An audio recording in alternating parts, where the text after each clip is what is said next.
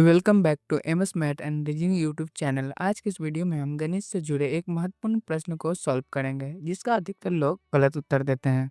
तो चलिए वीडियो को शुरू करते हैं। प्रश्न है, एक संख्या को पहले 25% बढ़ाया गया, फिर प्राप्त संख्या को 20% घटाया गया, अंत में संख्या में कुल कितने प्रतिशत का परिवर्तन हुआ। तो इस प्रकार के प्रश्न को अधिकतर लोग क्या करते हैं, 25 में से 20 घटा देते हैं तो 5% बचता है, जो कि बिल्कुल गलत है। इसका उत्तर इस प्रकार नहीं होगा। तो चलिए प्रश्न को सॉल्व करते हैं। मान लेते हैं कि संख्या 100 है। तो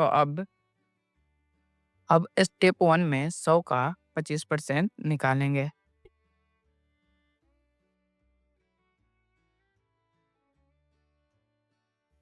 तो 100 गुने 25, अब प्रतिशत के बदले में 100।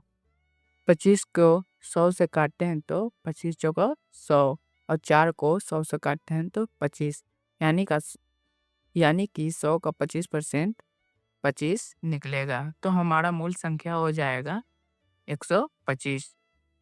तो 25% बढ़ाने पर हमारा मूल संख्या हो जाएगा 100 प्लस 25, यानी कि 125। अब प्रश्न कहता है फिर प्राप्त संख्या को 20% घटाया गया। तो हमें प्राप्त संख्या है 125। अब 125 का हम 20% निकालकर 125 में से घटाएंगे तो हमारा मूल संख्या प्राप्त जो होगा उससे कंपेयर करेंगे कि कितना परसेंट का बढ़ोतरी हुआ। तो चलिए अब 125 का 20% निकालते हैं। तो स्टेप 2 में हम पहले 125 गुने 20% करते हैं।